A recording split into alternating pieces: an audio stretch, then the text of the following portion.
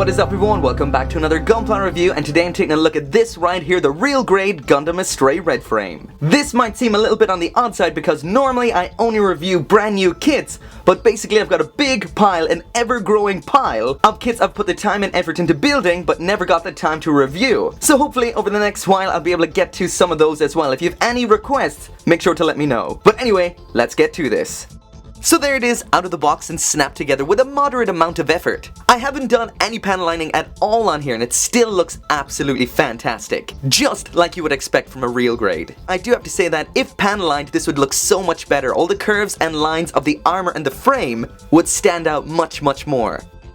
However, what I did do is add a whole bunch of those awesome real grade decals. And when I say a whole bunch, this isn't even everything that comes on the sheet of decals. To be honest, I've only used half, maybe under half of the entirety of this sheet. But still, it looks so impressive.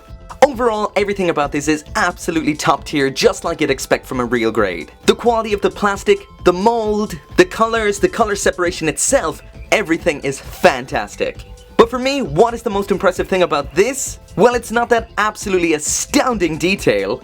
It's this. The fact that the fingers are actually separated into red and white. That looks so cool, and for such a tiny scale, that is impressive. Too bad though, this is only on the real grade posable hands. The rest are the same as what we've seen before, only in red.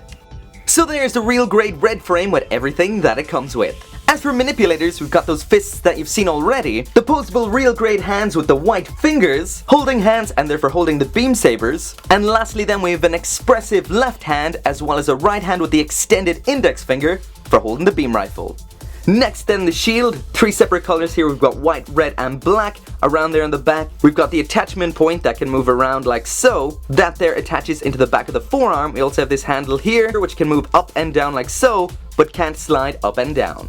Next up there is the beam rifle, all in black, a little hard to see against that black background. Not quite as nice as some other real grade beam rifles we've seen before that have been in two different shades of grey, but again still very nice. And we've got a moving part down here, which is that front handle there. Next then are the beam sabers, and as you can see the beams on these aren't your standard fare, not that typical kind of long tapered point we normally get.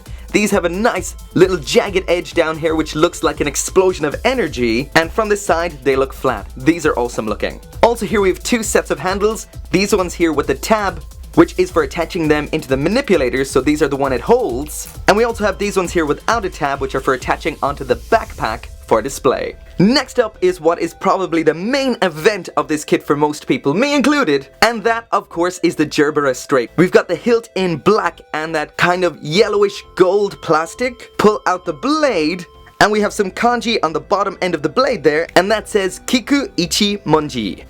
And of course, as well as the sword, we've got the scabbard as well, and the sword can slot in there like so. We've also got this little adapter piece that can pop onto the side, and that then attaches onto the side skirting like that, but don't knock them over. There we go. And finally we've got a tiny 1/44th scale low.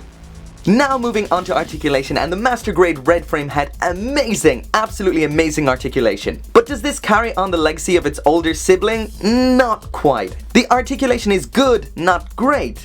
It's a bit limited at the elbows and very limited at the waist. The legs definitely are the best part, all around the legs are pretty good. But what has to be the most limiting factor is very common in real grades, and that is just loose parts, especially that super loose waist joint. The frame also feels extremely delicate, so you don't want to push it too far. So that is it for the review, and what can I say, this has to be possibly the best looking version of the Gundam Astray red frame. Besides maybe the perfect grade, but this one right here has epic looking proportions. Looks wise, everything about this is perfect. Panel line this and throw on the decals, and this is one fantastic looking model kit. On top of that, it also has an extremely nice set of accessories, especially the Jerboas Strike. Honestly, who can say that that sword isn't the cinching factor in why they bought this kit? Besides that, the articulation is great. It is really good. The waist is limited. The elbows could be a little bit better, but all in all, it is great. But sadly, the worst aspect has to be just those general real grade issues. The frame, it feels weak and does feel like it will degrade over time. There are quite a few loose parts which will keep on falling off on you, and the last thing just has to be that waist joint. Seriously, If you don't want recurring headaches, glue that waist joint. Glue the legs to the torso. Now.